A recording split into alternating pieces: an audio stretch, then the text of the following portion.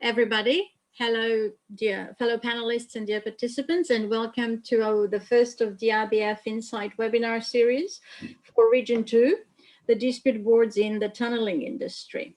I am Georgiana Dakuch, a member of the DRBF Board of Directors Region 2, representing Europe, and a friendly reviewer of the FIDIC Emerald book, The Conditions of Contract for the Underground Works. And I am your host for today. As you may know, the RBF is publishing and keeping updated a dispute board manual, which is a guide to best practice and procedures, last updated in 2019. But it has also published last year a virtual DB proceedings best practice guidelines that comes with a checklist for the dispute board members in preparation for the dispute boards proceedings. One thing that you will read in the dispute board manual, and which may be of interest to you to find out, is that whilst everybody knows that dispute boards were born in the US, not everybody knows that dispute boards were born as a result of a study that was sponsored by the US National Committee on Tunneling Technology back in 1972. The conclusions were, and I quote, that the deleterious effect of disputes and litigation upon the efficiency of the construction process was a major cause of rapidly escalating construction costs, end of quote. And that there is a real need for alternative methods to avoid and solve disputes. Well, the results of that study were published in 1974 in Better Contracting for Underground Construction report, a report which could be said is actually the birth certificate of dispute boards of the modern days. Simply put, a dispute board could or should have two main functions: avoid disputes and solve disputes when avoidance has failed. And I'll quote again, when costs and time issues arise within a project, as they inevitably do, and the contracting parties disagree about their responsibility for these risks, a dispute board is able to advise, assist, and resolve the issues. In its dispute avoidance role, the DB assists the parties in managing or resolving contentious issues and contractual disagreements before they develop into a formal dispute. In its dispute resolution role, the dispute board provides the parties with an independent recommendation or decision on formal disputes, thus enabling the parties to resolve such matters at the project level, end quote. Well, we do tend to talk a lot about dispute boards in construction in general, and perhaps it's high time that we look at things in a more specific way. To that end, I have invited here for you some special guests who would give you a background to dispute boards in FIDIC contracts and will introduce you into the world of the underground of the Emerald book. They will share with you some key principles, some risk specifics to the underground works, as well as their allocation and management, and we'll top it up with some very interesting case studies. But before we start, I would like to remind our participants to use the chat box to introduce themselves and to use the Q&A function to pose the questions. We will address the questions after our guests will finish talking, and we'll interact with you as much as possible. That being said, our first speaker is Nicholas Gold. Nicholas is a partner in the specialist construction, engineering, and energy lawyers, Fenwick Elliott, where he conducts a mix of international dispute resolution and non-contentious work. He's a solicitor advocate, chartered surveyor, accredited adjudicator, and a leading mediator with the Center for the Effective Dispute Resolution. He sits as arbitrator and on dispute boards. He acts for contractors, employers, and governments in the building, construction, engineering, infrastructure, transport, energy, oil and gas, and process engineering sectors. Nicholas is a visiting professor at King's College London and the vice president of the ICC Arbitration Commission. He is the president-elect of the DRBF and past chairman of the Society of Construction Law. Nicholas, if you please, what you have prepared for us? Thank you very much, Georgiana, and welcome to all of the participants today. So I'm going to share my screen now. I think that might make it a little bit easier for you to see what I'm going to talk to you all about. So hopefully you can now see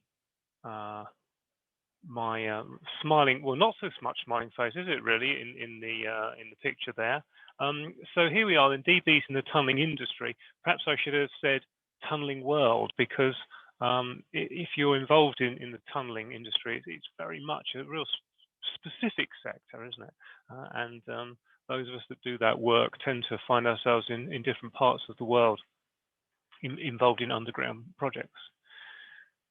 Just, I just want to give a brief introduction, really, to dispute boards with an emphasis on tunneling, and look at a simple case study. And I'm sure that most of you will know that if you look at the terminology, we have dispute review boards, and Georgiana touched on this initial development, the North America experience, reviewing and making recommendations before we get into this FIDIC world of binding decisions.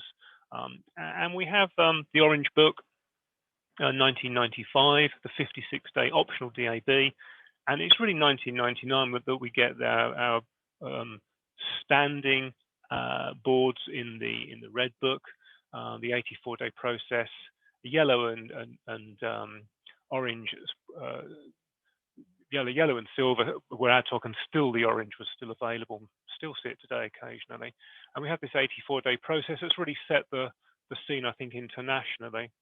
Of course, more recently, and I think this is the important point, is that more recently, when FIDIC updated their contracts to the 2017 edition, you see an emphasis towards two main things, really: a standing board, so they're there from the beginning to follow the project. Now, of course, that's really fundamental with tunneling projects, isn't it? You need to understand how the project is progressing, the people that are involved, what's going on underground. It's no good looking after the event at the issues. It's all a bit too late. And then the avoidance function is the second thing. So FIDIC very much focusing on the avoidance function. And then this new approach of the Dispute Avoidance and Adjudication Board finding its way into the Emerald Book in 2019, along with FIDIC's golden principles of having a dispute board in place on all projects. Now, Georgiana mentioned the birth of dispute boards from tunneling projects, and it's just so important. I think we should emphasize this again. The Eisenhower Tunnel, going back a long way now, 1975. There have been other alternative dispute resolution procedures used over many years, but this approach to dispute boards, very construction specific, the birth of it in the tunneling industry, used all around the world now and continuing to grow. And I think it's quite important, obviously, to recognise that the tunneling methods, the site setup that's very specific to these projects, as well as also the fact that there are legislation, very particular health and safety requirements. And as you go around the world, many of them are similar, but there is, of course, a real emphasis on health and safety requirements, very specific legislation. I mean, certainly in the UK, we've got quite old legislation relating to underground working and tunneling and the health and safety regimes that go with that. So it's important whenever you pick up your standard form, you have to think about the country you're working in, of course, as well as the impact that has on the standard form. And so it's important then to think about where your dispute board members come from. You're going to need to want at least one from that jurisdiction, I would have thought. And that's why when you look at the bottom of my slide here, I put DB composition. The dispute board composition and skills is really important. And I say this because I've been involved in tunneling projects where the contractor will identify a tunneling engineer and nominate them for the dispute board.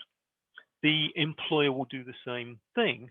And then, of course, the two members liaising and the parties liaising, you end up with a chairperson, probably a tunneling expert as well. So you have three tunneling experts on a project. And it's worth just thinking about the related surface and other works, because if you've got an underground metro system, sure enough, the tunneling could be the area where you get the claims and the problems. But once the TBM's finished, once the tunnel's lined, you get into the metro, the underground system, the train station systems, if you get disputes in that phase, have you got the experts you need on the dispute board to deal with all of that? So I'm a great fan of trying to make sure if you've got a 3-person dispute board, you've got 3 different skills, at least one person very experienced in tunneling, ideally from the geographic, or at least the country, to have an understanding of the procedures and so on, and then maybe 2 other disciplines. And I think that opportunity is sometimes missed. So I just wanted to talk to you about a case study. This is the Large Hadron Collider at CERN, and CERN is the nuclear research facility that sits across, it's based in Switzerland, but it sits across Switzerland and geographically across France. And you can see it here in my slide. There is the France is here, this side. The Swiss side is over here, and you have these entrance to the tunnel. So there's the CERN main entrance here at the Atlas side, and then you have another main point over here, CMS, and you can see the underground 27-kilometer ring. It's actually sort of a series of straights with bends, about 80 meters deep. Now, this project was finished a long time ago, but they started a new project, a 6-year project, and it's 4 years in, about €1 billion in value, to add 2 new entry points and upgrade the whole of the system. So here we see the first point, entry point in Switzerland, and the other point over in France. So first of all, you can see what you've got is 2 different legal systems. I don't just mean Swiss law and French law. You've actually got different building codes applying, different underground rules applying, and contractors that are bidding in both these locations have slightly different approaches to how they might do things. Let's have a look at the underground works themselves. Well, the grey is the existing facility, and the red are the new parts. And I'm sure that many of you know what they do at CERN is they accelerate protons around this ring to the speed of light, and they make them collide. And when they collide, they break they break apart, and they, for want of a better term, capture photographs. They're not really photographs. They capture the energy that's released and examine that at a nuclear level. And what they want to do is increase the luminosity, the detail they can see tenfold. And this means putting in completely new equipment. As I say, it's a very substantial project. 4 years in now. And so you have 2 new shafts going in here. The main entry shafts are about 80 meters deep, and then there's a cavern about 300 meters long with various new entry points. So how was this set up then? Well, what they did was use a FIDIC-based contract, because that's what they've always done at CERN. They already have a FIDIC contract with amendments, so they just brought that back into use, and it has a panel of adjudicators. Now, there are 2, I suppose, distinct projects, one in France, one in Switzerland, but there are 4 contracts, so 2 main contracts in each of those countries, so 4 contracts in total. And what they did was put together a panel of 5 adjudicators, with one of them being a chairperson. So I'm the chairperson of that 5-person panel of adjudicators. And the aim was to have a adaptable skill set, because you've got the underground works, you've got the sophisticated machinery that will be going in, a heavy power requirement there for the magnets and so on that they use. And there's a lot of surface, ground and architectural work also. So the board comprises 2 tunneling experts, an international one local one, an architect, a lawyer, and then I'm dual qualified. And so what we've done is follow the project, visit regularly. During lockdown, we've not been able to visit, but we've done virtual tours. And then if there's a dispute, 3 people will deal with it, and I would select those 3. But it depends. If there's a tunneling dispute, maybe the 2 tunneling chaps will deal with it, and me or the lawyer possibly. If it's surface works, maybe it ends up going to the architect and perhaps one other, and maybe I'll chair it, or maybe the lawyer would chair it. So I think it's a really good, interesting model of how you can set up a very effective panel with a variety of skills. Now, of course, you only need to have 3 people on a large project. The reason there was more on this was because of the complexity and the fact you had 2 jurisdictions as well, all working on one project. But anyway, that was a brief introduction to this area, and also a brief look at a project that I found certainly fascinating. So with that in mind, I think I'll hand back now to Georgiana, who will introduce our next speaker. Thank you, Nicholas. Welcome, Matthias. Matthias Nieuwerswander is a Master of Science in Civil Engineering from ETH Zurich, Switzerland, is a certified commercial mediator and a member of the DRBM. He has over 35 years worldwide experience as a contractor, designer, supervisor, engineer, DRB member, and arbitrator. For 15 years, Matthias participated in the construction of the Gotthard-based tunnel in leading position and was a managing director with Lombardi Consulting Engineers before founding his own firm that specializes in advice on procurement, contracting and dispute avoidance and resolution for large infrastructure projects. He chaired the FIDIC ITA Joint Task Group that drafted the Emerald Book and is the animateur of the ITA Working Group 3 on contractual practice. So welcome, Matthias.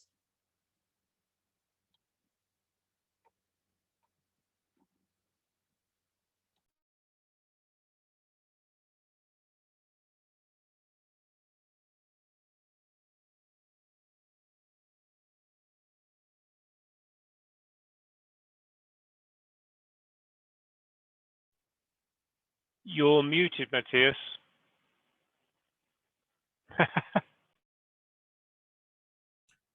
Here we are. Thank you.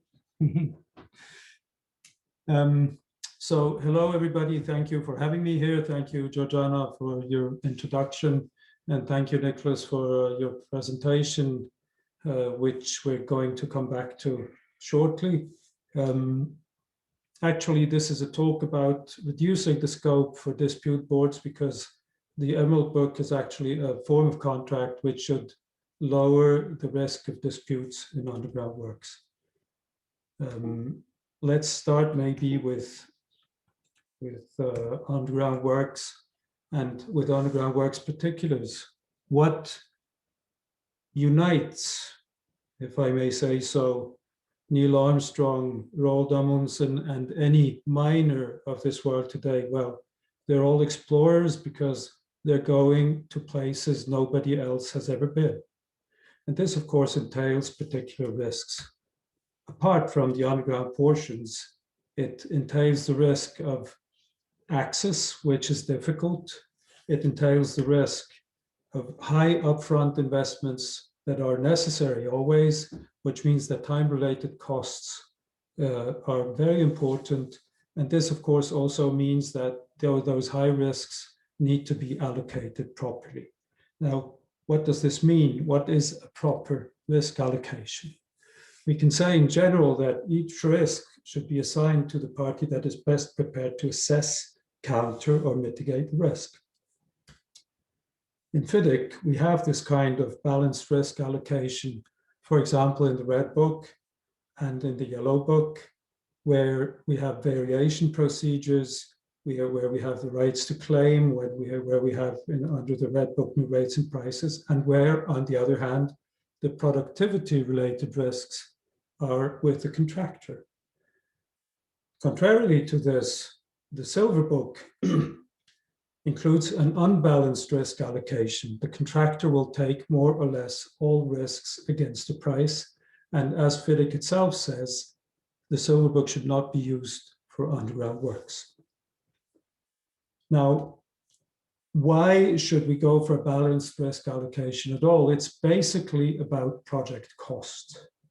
If you have a balanced risk allocation, you'll get lower prices for your works, because if the risk allocation is unbalanced, let's say all the risk is on the employer side, a cost plus fee contract, there will be hardly any incentive for the contractor to perform, which means that the works will become more costly. And if, on the other hand, all the risk is with the contractor will either bid a higher price to include those risks, which means that we will pay more upfront as an employer, or the contractor will underestimate or speculatively underestimate the risks in order to get the works, which unfortunately happens all the time. And this means that there will be plenty of disputes, and the contractor may also go bankrupt or walk away, which of course will increase again the price of the works. A balanced risk allocation will lead to lesser project costs. Not all foreseen risks will materialize, which means that the employer will only pay for the risks that do materialize, while the other ones, he will not have to pay for them.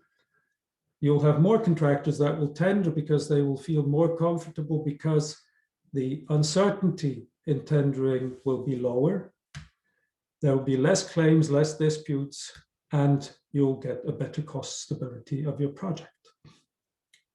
And in underground works, what does this mean now for underground works? It basically means that risks related to subsurface conditions, risks related to access, risks related to third parties should be allocated maybe in a different way. The most important differences, of course, lie with the underground conditions, with the subsurface ground conditions.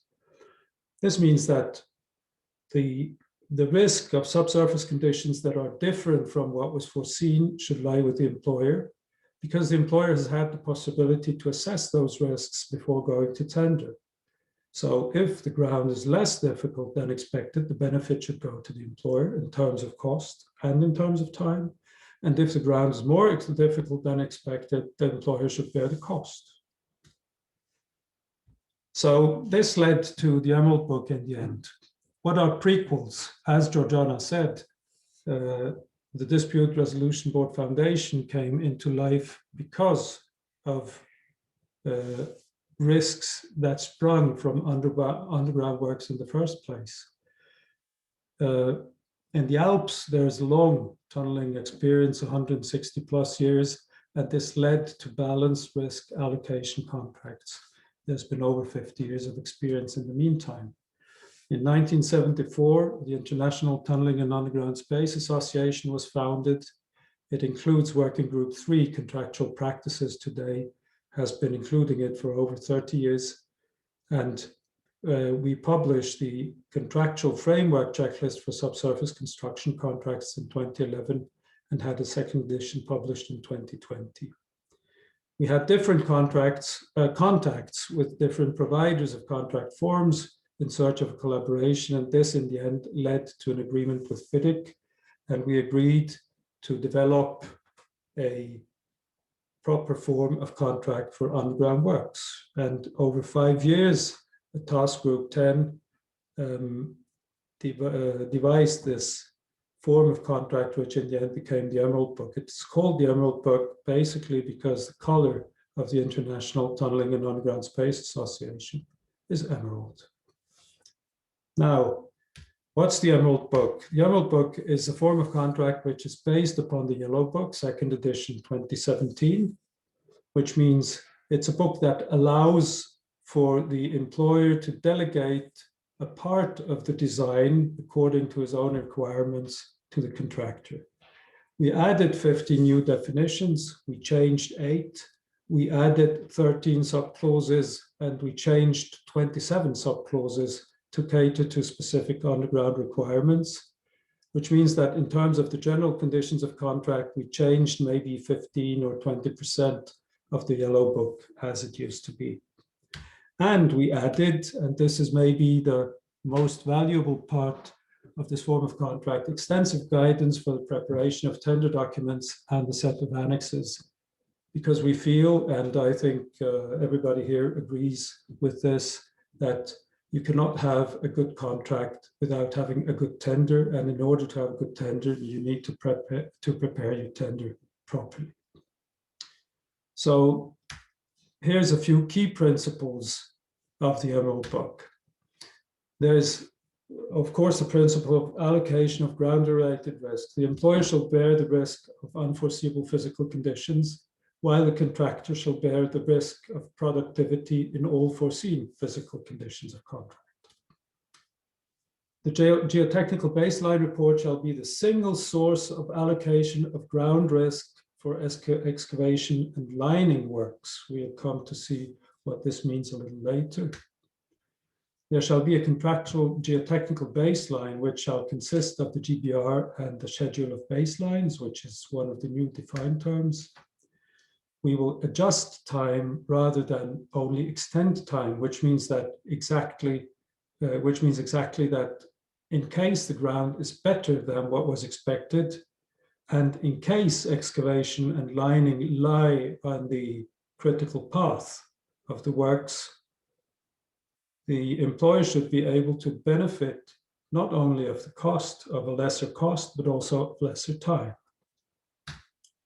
And the consideration of time-related cost is important. As we saw before, time-related cost is of high importance in tunneling works. In the adjustment of the contract price, there should be proper consideration given to time-related cost. Some peculiarities of the Emerald Book: the GBR as a single source of definition of foreseeable subsurface physical conditions, meaning that if this is all possible physical conditions, and these are all foreseeable physical conditions, these may be the subsurface physical conditions, which means that there's a part of overlapping between the blue and the green line. And this is the portion which is covered by the geotechnical baseline report. Everything else, everything outside this portion covered by the GBR is either not subsurface physical condition or it's not foreseeable. Some more peculiarities: we have this geotechnical baseline, which comprises the GBR. And when we're talking about the GBR, we'll go a little beyond what the geotechnical baseline reports are as they've been developed in the United States, in particular, insofar as that we shall include design and construction methods in the description of the geotechnical baseline report, because as the tunneling specialists know, the ground will react differently to excavation and securing of the excavated space according to the method that we use. This means that in the GBR, we should have a method that defines how we're going to excavate and secure the works. And the schedule of baselines is actually a bill of quantities for time. If we want to measure the contractor's performance against the contractual baseline, we need to define this baseline in the first place. This means that there will be a bill of quantities where we will not have prices, but we will have production rates.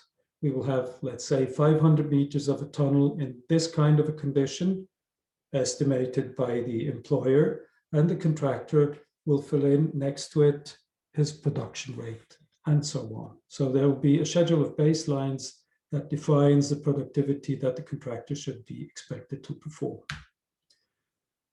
More, adjustment of time for completion. What does this mean? Why adjustment? As we said before, if the ground conditions are better than expected for excavation and lining, the employer may expect early commissioning if excavation and lining lie on the critical path. We don't want the claim procedure to enforce this, which means that this will be done through the measurement device we have under subclause 13.8, where it is defined how time shall be measured. And we want as many possibilities as we can defined by mechanical adjustment, which means we don't need the claim provision to be adopted. Tools for adjustment of time are the completion schedule, and then the program, the schedule of baselines, and this BOQ for time under the remeasurement subclauses. All those tools are schedules, which means that they're prepared by the employer and completed by the contractor during tender. Some more peculiarities is that we need a competent engineer in underground works, and this, of course, applies to dispute board members as well. Nicholas said that we would need people from all walks of tunneling life, not only from excavation lining portions of the tunneling industry, to be competent parties on a dispute board, competent members on a dispute board, and this certainly applies to the portion which regards excavation and lining. We have a definition of milestones and of the critical path, which is something new to FIDIC books. We have the introduction of a compulsory risk register and a risk management plan. This is also new to FIDIC books. We have a measurement subclause, which is new only to the yellow book, because under the red book, this already exists. We have, of course, that this is no peculiarity. We have a dispute avoidance and adjudication board as defined in the second edition 2017 of the red and yellow books. And then we have this guidance I spoke about before, where there are tasks prior to preparation of tender, the contents of the tender documents, and so on, which is a very valuable input to employers, as we saw.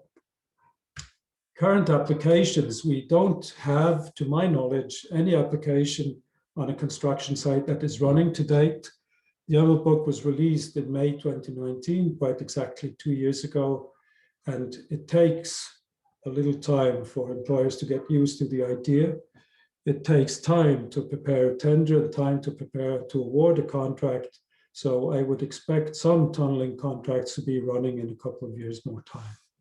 However, we have experience with Emerald Book principles that have been applied.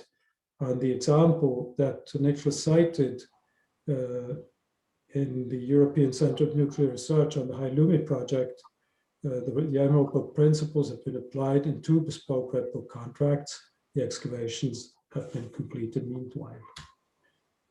The Emerald Book principles have also been applied in the Agua Negra tunnel project tender documents. This is a binational tunnel between Argentina and Chile with an Inter-American Development Bank funding.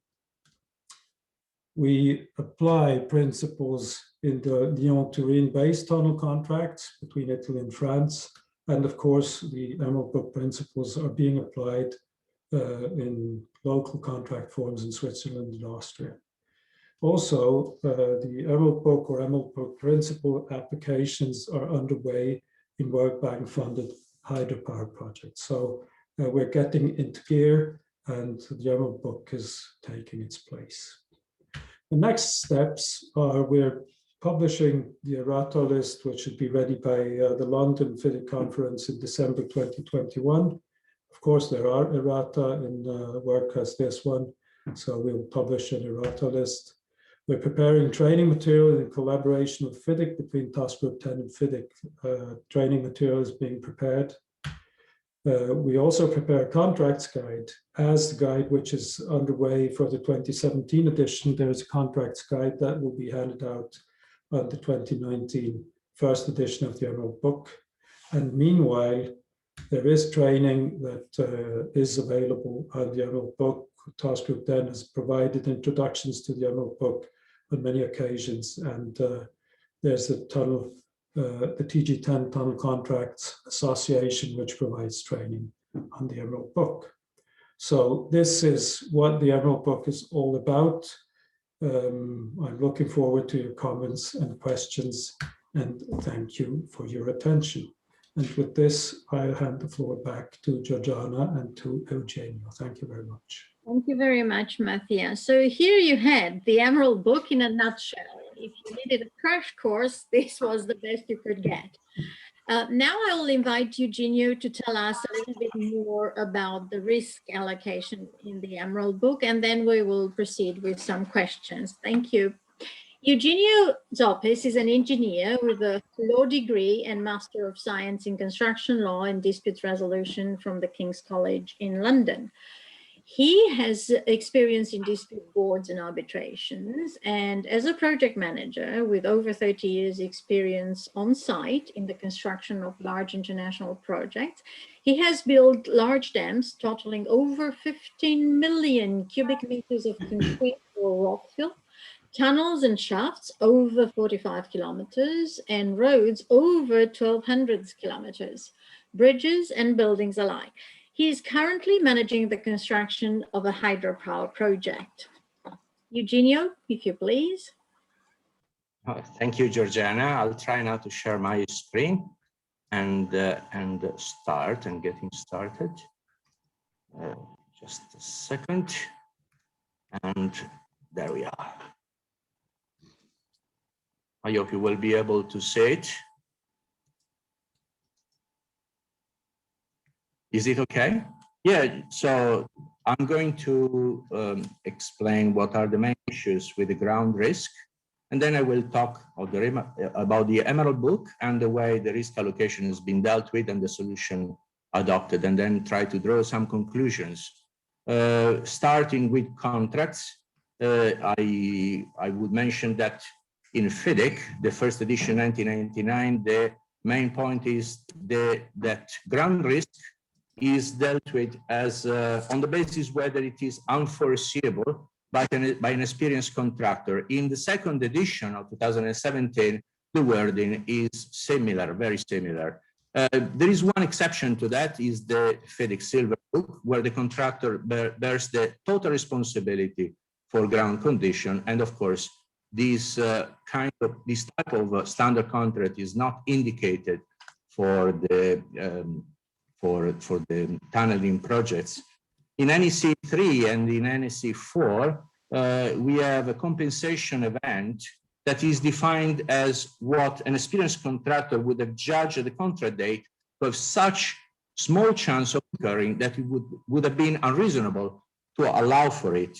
So low probability and foreseeability. So foreseeability is really the key to this matter. Under common law, we have some leading cases. Perhaps one of the most well-known is Obrescon and Attorney General of Gibraltar, where the contractor was told in the tender information that he could have expected 10,000 meter cubes of contaminated material during excavation of a tunnel.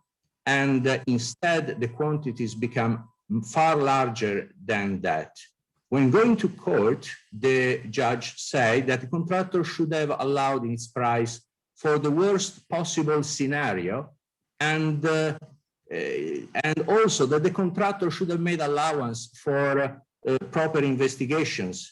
This leaves the question of foreseeability or unforeseeability wide open and entirely unresolved.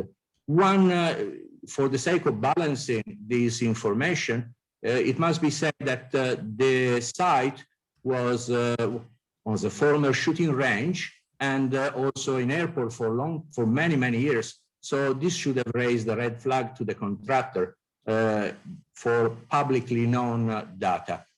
But the question remains. In another case, Van Ord and Allseas, it was that experienced contractor knows that ground investigation can only be 100% accurate in the precise location in which they are carried out, which is true and defines how unforeseeable is the ground risk.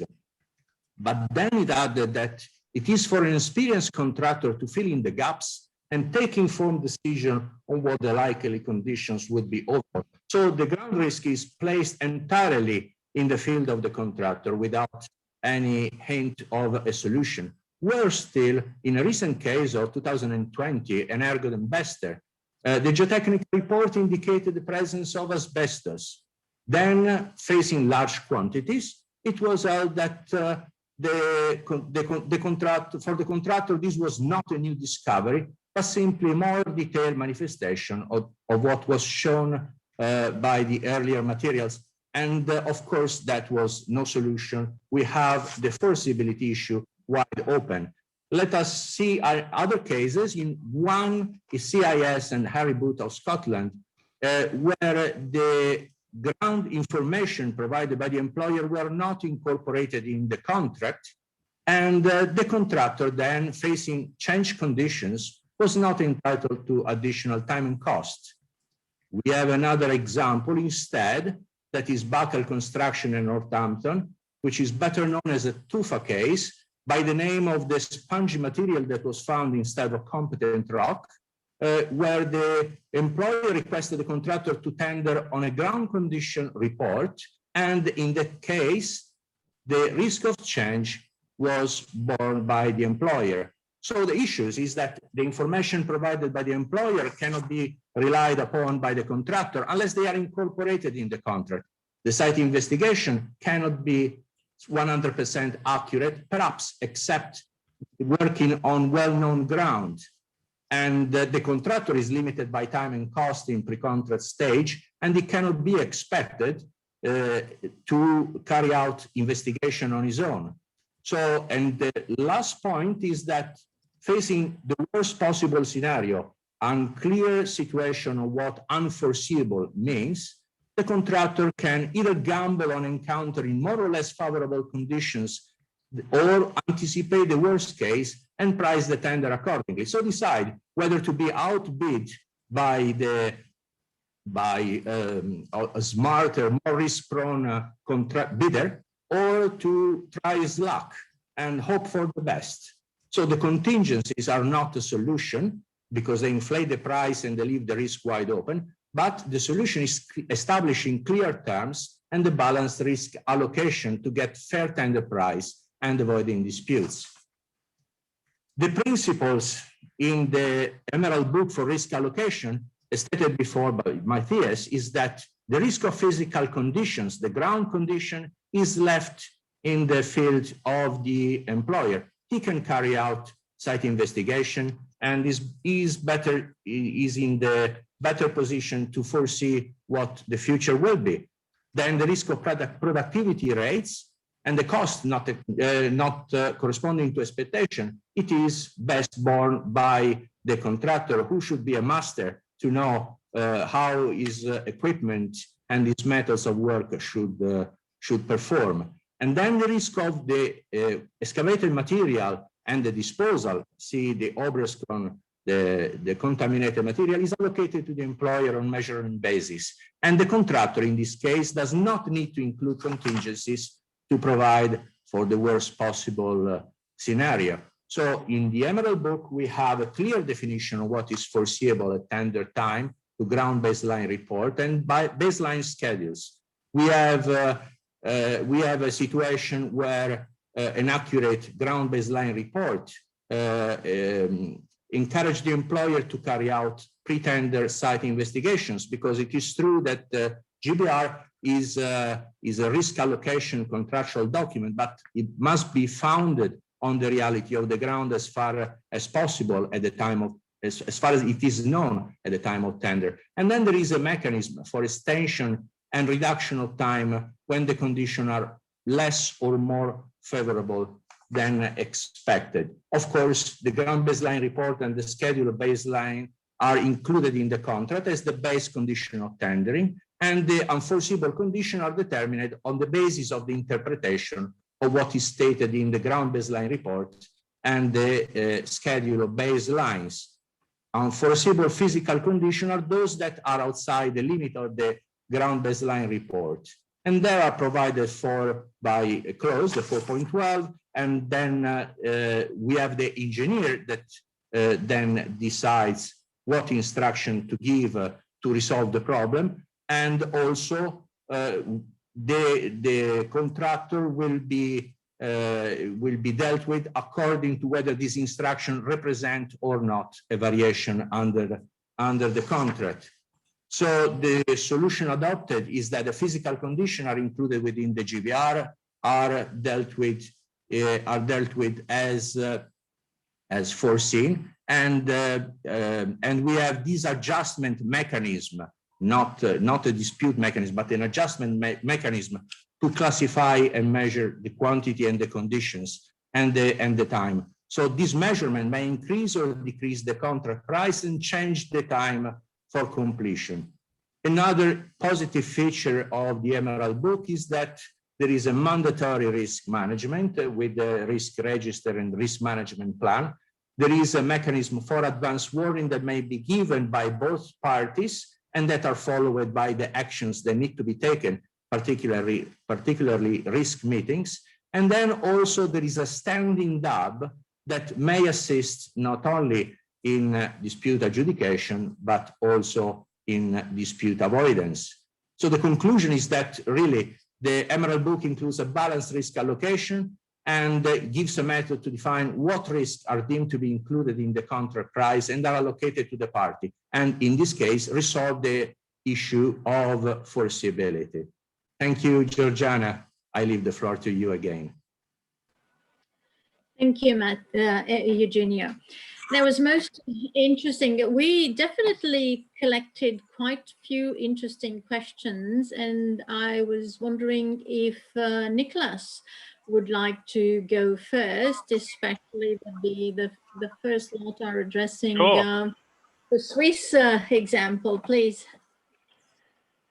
Yeah, sure. And so we haven't got very long, have we? 10 minutes. So yes, I was just looking at the questions. So the questions are about the governing law of the CERN project, because I mentioned, and picking up on several of these questions, I mentioned 2 jurisdictions. Well, actually, the way that they've done it is reasonably typical, actually, for these contracts that span physically 2 different countries. They have a laws clause.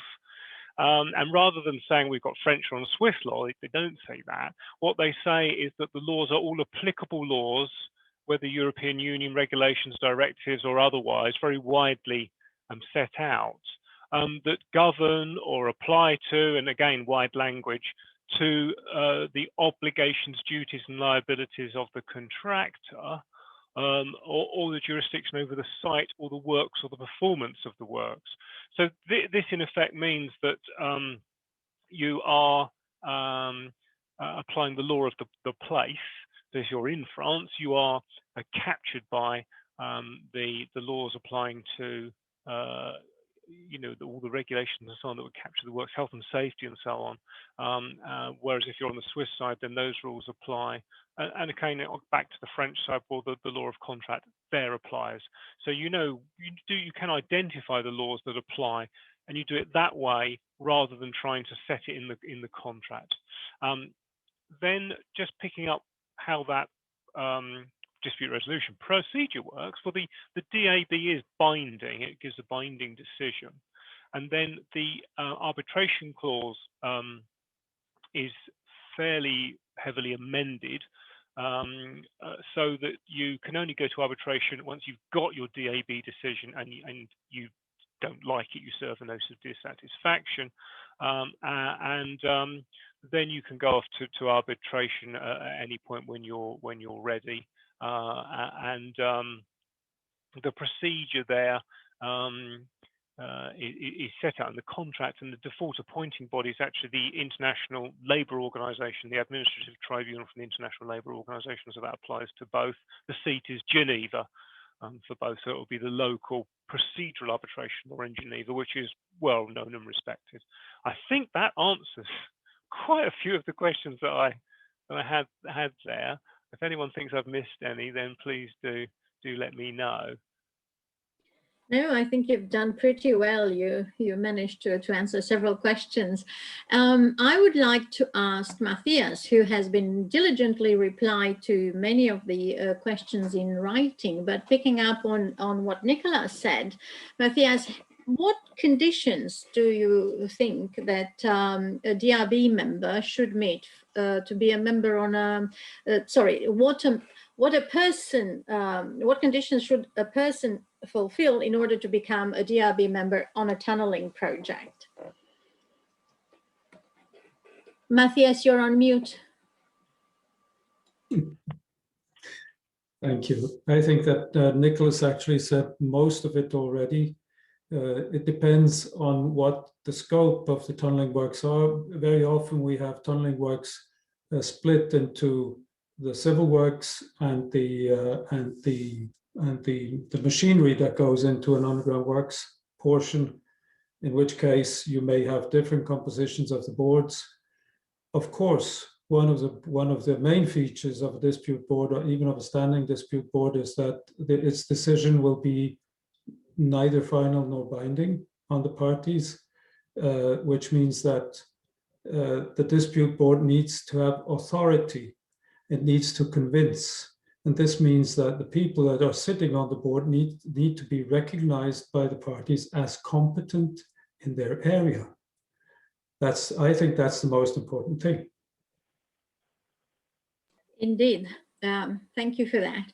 I would like to ask Eugenio now. Eugenio, when we were discussing in the past, you were wanting to approach one of the issues of the fact that even if we are talking about standing DABs in the Emerald book, and that the boards have both a avoidance and a resolution function, that during the period in which the engineer is carrying out his duties under the 3.7, the agreement or determination by the engineer, that the fact that the parties cannot ask the DB for assistance or informal discussions. So are there some specific aspects for the underground that you would like to bring up? Yes, first of all, that is not a point which is particular to the Emerald book, because it comes from the second edition of FEDEC 2017. But yes, there is the dispute avoidance and adjudication board can be called in to give an informal opinion and advice only in the initial moment of problems and differences between the contractor and the employer. Then there is this point of in which the engineer steps in and DAB cannot intervene. And so perhaps this could be one of the points that could be addressed in the future at FEDEC level, of course, to see whether it wouldn't be useful to have the standing board to be called in by the mutual will of the parties, of course, at all times.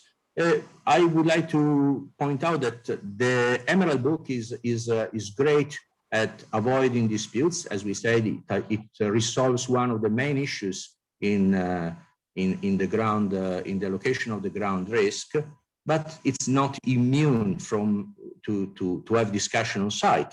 And I would mention that at the front of the excavation, we have they may have discussion on the classification of rock, since it is so important, because affects not only cost but also the time. The interpretation of the ground baseline report could be one point of discussion, because they are surely drafted in a clear and unambiguous manner. But I wonder whether it is completely clear. So there might be a point for having discussion and differences between the parties. And then also when we have a situation exceeding the condition of 4.12 or the clause 4.12, so we are on unforeseeable ground conditions, then the engineer is there to give instructions, and then the differences could be on whether this instruction represents a variation or not. So in view of avoiding disputes, I think that the DAB could make a valuable contribution at all times. Thank you, Georgiana. Thank you, Eugenio. I would say that, as long as the contract provides and the parties are jointly agree to go to the DAB, why not? But otherwise, I would be tempted to stick with the FIDIC position, because that's, the time when the engineer is exercising his contractual duties, and you wouldn't want any overlap. Matthias, if you may, someone is asking if the GBR should not change, or if it is acceptable for the changes in GBR, to have changes in the GBR during the tender phase, but before adjudication, I think it refers to the modifications brought. You mean by the modifications during the tender? I think it refers to the an EU type of procurement, perhaps one without negotiations, so where modifications cannot be brought. But what can you say, Matthias, about when and how can you modify a GBR? During tender, this mainly depends on the procurement strategy and on the possibility that local jurisdiction gives. In certain jurisdictions, such as for example, the United States, you have the possibility of having a GBR-A, which is the tender GBR, and then you have a GBR-B, which is a proposal by the contractor, and then you have a GBR-C, which is a contractually agreed GBR. In other jurisdictions, no negotiations of that kind are allowed, which means that there will be the GBR proposed by the employer, and the employer takes responsibility for their GBR and for the ground conditions. And there may be the opportunity of allowing an alternative proposal by the contractor. If this is the case, as we state in the guidance on preparation of tender documents in the Yellow Book, the contractor should supply his proposed GBR with his alternative proposal, because the ground reactions may differ from those that are expected to happen under the ground conditions as prepared by the employer. So the contractor should bring his own GBR, and this should be negotiated and accepted with the alternative proposal before fixing it as the contractual GBR. Thank you, Matthias. I hope that replied your question, Gonzalo. That's unfortunately what we had time for today. Please do write to RBF if you would like to see other webinars on the topic. And please be aware that this will be available as a recording, and also the slides that you have seen today will be available on the DRBF website. With this, thank you very much, Nicholas, Matthias, and Eugenio, and thank you very much to all of you participants who have joined us today. Goodbye. Thank you. Goodbye. Thank you. Bye. Bye. Goodbye. Goodbye. Thank you.